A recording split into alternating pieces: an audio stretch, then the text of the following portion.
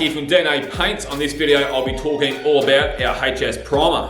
Our HS primer comes in two different colors, white and gray. Now our white is tintable up to 10% with 5 colors available. Now those 5 colors are black, yellow, green, blue and red. So if you're wanting to tint your white primer to suit the colored ground coat that you're painting, then you can do up to 10%.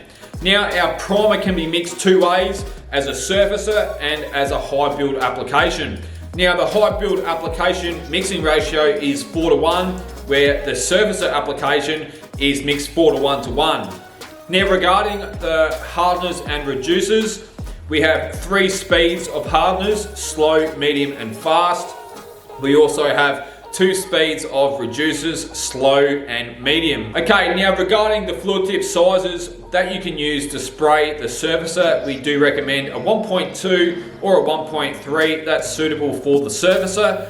For the high build application, we do recommend a 1.5 through to a 2.2. For more information, guys, head into dna-paints.com and check out the technical data sheet.